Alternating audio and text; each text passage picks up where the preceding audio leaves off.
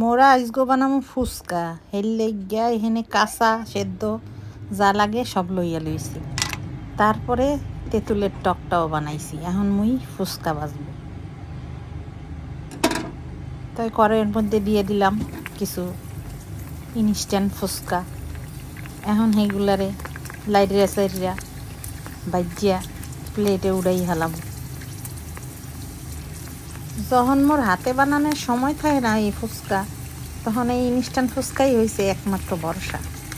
আজগো মই ইনস্ট্যান্ট ফুচকাই খামু। ওরে রে, আস্তে আস্তে সবগুলা ফুচকাই একেবারে ফুললে উঠছে গোল গোল হইয়া। এই ইনস্ট্যান্ট ফুচকা বাজিটা মোর কাছে ম্যাজিকের মতো লাগে, মনে হয় ম্যাজিক। তেলের মধ্যে দিতে আসি আর ফুললে উঠতেছে। হাতে বানাইনা ফুচকাই হোক আর ইনস্ট্যান্ট ফুচকাই হোক, খাইতে মজা লাগলেই হইবে, আর কিছুই লাগবে না।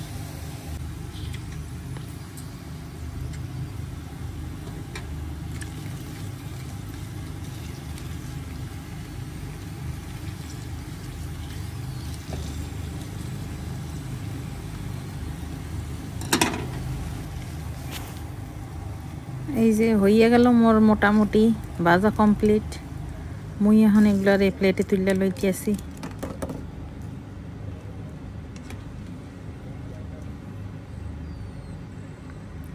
বেশি একটা সময় লাগে না ইয়া বাজতে।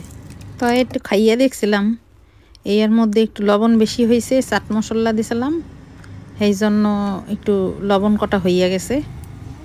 তো এখন সব কাঁচা সেদ্ধ যা আছে মিলানের পরে হয়তো লবণটা হয়তো সহনীয় মাত্রায় চলে আসবে এনে। তো যাই হোক, মোটামুটি কমছে। এখন মুই এর মধ্যে গ্রেট কইরা ডিম মিলামু।